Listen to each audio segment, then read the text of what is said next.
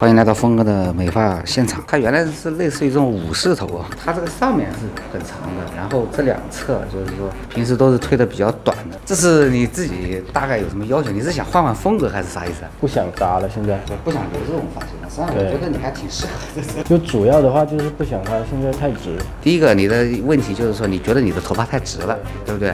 然后呢，就是说你又想换一换感觉了，有这个想法啊。然后你做这种发型大概有多长时间了？有半年了。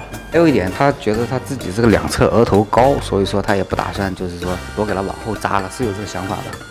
他这个周围一圈已经挺短的了，所以说我只能在他这个基础上去给他稍微弄整齐一点，然后能做文章的也就在这个头顶这一块儿。